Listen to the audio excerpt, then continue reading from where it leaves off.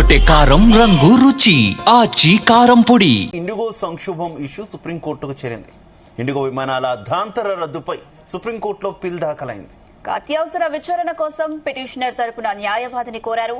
IndiGo సంక్షోభాన్ని పరిగణలోకి తీసుకున్న సిజేఐ తన నివాసానికి పిలిపించి మాట్లాడుతున్నారు. మరోవైపు శంషాబాద్ ఎయిర్పోర్ట్ లో ప్రయాణికుల ఆందోళన కొనసాగుతుంది. చెక్ ఇన్ అయ్యాక ఫ్లైట్ క్యాన్సిల్ చేయడంపై ఆగ్రహం వ్యక్తం చేస్తున్నారు.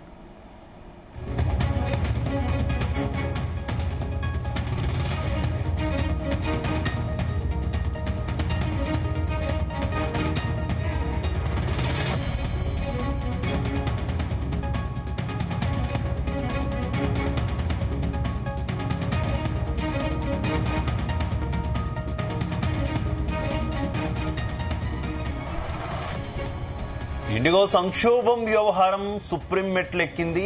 సుప్రీంకోర్టులో పిటిషన్ దాఖలైనట్టు తెలుస్తుంది. ఇక ఈ అంశాన్ని సుప్రీంకోర్టు కూడా పరిగణలోకి తీసుకుంది.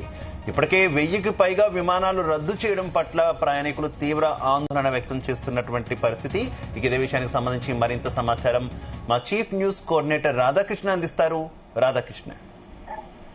Good afternoon Shiva. ఈ రోజులుగా కూడా ఇండిగో విమానాలకు సంబంధించిన రాద్ధాంతం కొనసాగుతూ ఉంది తెలుసు. మొత్తం పూర్తి స్థాయిలో దేశవ్యాప్తంగా వేలాది మంది ప్రయాణికులు నిత్యం తమ గమ్యస్థానం చేరాలనుకున్న వాళ్ళు, కొంత వివిధ ప్రాంతాలకు వెళ్లాలనుకున్న అంతా కూడా ఇండిగో వల్ల ఎక్కడికక్కడే ఎయిర్పోర్ట్లలోనే రోజుల తరబడి నిరీక్షించే పరిస్థితి ఏర్పడింది.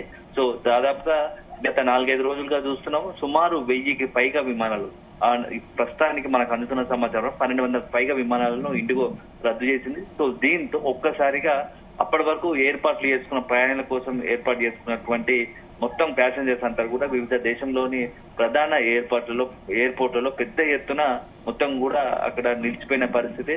సో వారికి కనీస వసతులు లేని పరిస్థితి, వారి బాగోగులు కనుక్కునే పరిస్థితి లేదు. సో అర్ధాంతరంగా వాళ్ళని నిలిపేసిన పరిస్థితి కనబడుతుంది. సో దీంతో గత 4-5 రోజులు జరుగుతున్న పరిణామాల నేపథ్యంలో ఒక సుప్రీంకోర్టులో కూడా పిల్ దాఖలైంది. సో అత్యవసర విచారణ కోసం పిటిషనర్ తరపున న్యాయవాదిని కోరారు. సో ఇండిగో సంక్షోభాన్ని పరిగణలోకి తీసుకున్న సిజేఐ కూడా తన నివాసానికి పిలిపించి మాట్లాడే పరిస్థితి ఉంది. సో మరోవైపు ఇట మొత్తంగా కూడా ఈ అసలు ఎందుకు కారణమైంది, సో ఒకసారిగా డీజీసీఏ తీసుకున్న నిర్ణయం మొత్తంగా కూడా ఇండిగోలో దాన్ని డీజీసీఏ తీసుకున్న నిర్ణయాన్ని సరిగ్గా హ్యాండిల్ చేయడంలో ఇండిగో పూర్తి స్థాయిలో విఫలమైందని ఒక ఆరోపణలు వస్తూ ఉంటే, ఇది ఇండిగో కావాల్చుకొని తనకు ఇష్టం లేదు కాబట్టి ఆ యొక్క డీజీసీఏ యొక్క ఇచ్చిన కొత్త నిబంధనలను ఏదైతే డ్యూటీ టైమింగ్ సంబంధించి, ఫ్లైట్ డ్యూటీ టైం లిమిటేషన్ సంబంధించి వాటిని అమలు చేయడానికి ఇష్టం లేకనే ఈ పరిస్థితి ఏర్పడిందని చెప్పేసి కూడా మరికొన్ని ఆరోపణలు ఉన్నాయి.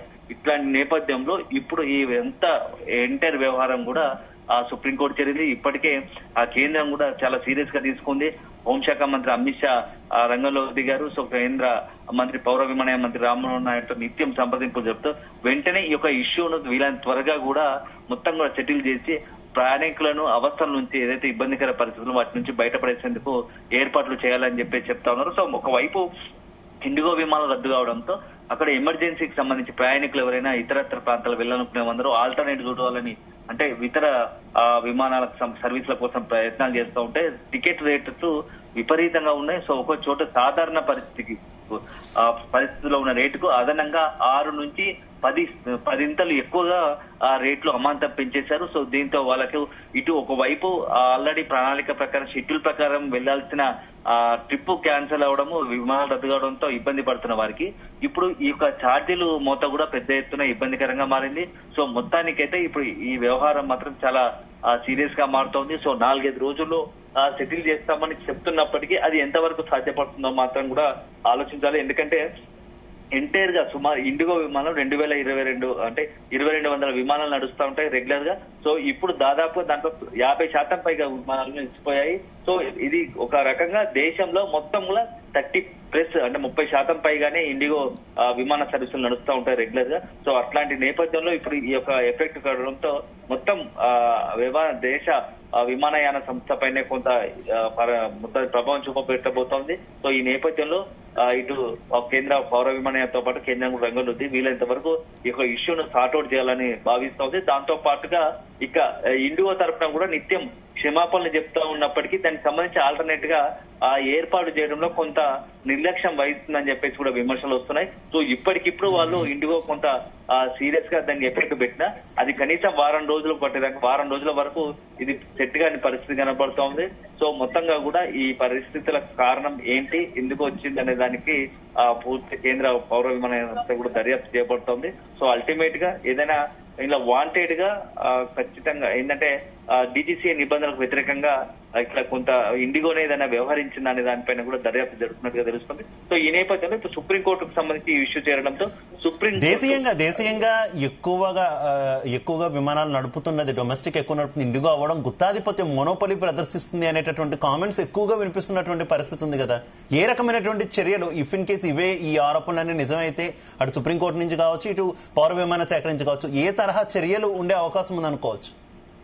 ఖచ్చితంగా శివ, ఎందుకంటే గత 2 రోజులుగా వినపడుతున్నా ప్రధానంగా వినిపిస్తుంది ఒకటి ఏంటంటే మొత్తంగా కూడా దేశం సంబంధించి పెద్ద ఎత్తున ఇండిగో 30% ఉండడంతో విమాన సర్వీసులు నడుస్తుండడంతో అందువల్లే గుత్తాధిపత్యం కోసమే తాము అనుకున్నట్టుగా నిబంధనలు ఉండాలి తప్ప మమ్మల్ని డైవర్ట్ చేయడం, మమ్మల్ని కొంత రూల్ చేయడం అనే గైడ్ చేయడం అనే డీజీసీఏ గైడ్ చేస్తుందనే ఒక భావనలో ఇంటిగా ఉన్నట్టు ఉందనే ఒక వార్తలు వస్తా ఉన్నాయి. ఎందుకంటే అది ఇష్టం లేకనే ఇట్లా కావాల్సుకుని ఒక సాంకేతిక సమస్య తలెత్తింది, డీజీసీఏ వల్లే ఇలాంటి పరిస్థితులు ఏర్పడ్డాయని చెప్పేసి కొంత ఒక ఎస్టాబ్లిష్ చేయడానికి ఇండిగో ప్రయత్నిస్తుందని చెప్పేసి కూడా కొంత ఆరోపణలు ఉన్నాయి. దీనికి సంబంధించి ఇప్పటికే కేంద్ర పౌర విమానయాన సంస్థ కొంత దర్యాప్తు చేపడుతుంది. సుప్రీంకోర్టు కూడా దీనికి సంబంధించి ఎలా చర్యలు తీసుకుంటుంది, మరి దీనిపైన ఇండిగో పైన నిజంగానే వేలాది మంది ప్రయాణికులను, ఎందుకంటే వాళ్ళ మొత్తం షెడ్యూల్ అంతా కూడా అస్తవ్యస్తమైన పరిస్థితి, చిన్న పిల్లల నుంచి పెద్ద వరకు కూడా అంతా కూడా ఎయిర్పోర్ట్లలోనే రోజుల తరబడి నిరీక్షించే పరిస్థితి ఉంది. కాబట్టి మనం విజువల్స్ కూడా చూడొచ్చు, ఎక్కడికక్కడ లగేజీలతో అక్కడే ఎక్కడ స్థలం కొంచెం ఏమాత్రం ప్లేస్ కనిపించా అక్కడే కూర్చొని అక్కడే పడుకునే పరిస్థితి కనబడుతోంది. సో వారికి సరైన వసతులు ఏర్పాటు చేయడం లేదు, కనీస వసతులు అంటే తాగునీరు ఆహారం కూడా ఇవ్వలేని పరిస్థితి ఉంది. సో దీని అంతటి కారణం ఇండిగో చేసిన వల్ల, ఇండిగో నిర్లక్ష్యం వల్ల ఏదైతే డీజీసీఏ ఇచ్చినటువంటి నిబంధనలను సరిగ్గా హ్యాండిల్ చేయలేదు అని ఒకటైతే, అసలు ఇది కావాల్సుకునే తమకు ఇష్టం లేదు కాబట్టి ఆ నిబంధనలు పాటించకూడదనే ఇలా చేసింది అని చెప్పేసి కూడా కొంత ఆరోపణలు. సో అల్టిమేట్ గా దీనికి సంబంధించి ఇటు కేంద్ర పౌర విమానయాన కావచ్చు, అదే సందర్భంలో సుప్రీంకోర్టులకు దీనికి సంబంధించి విచారణ జరుగుతున్న నేపథ్యంలో ఎలాంటి తీర్పు వస్తుంది, ఎలాంటి ఆదేశాలు వస్తే కూడా మనం వేచి చూడాల్సి ఉంటుంది. Right, okay, thank you Radhakrishna.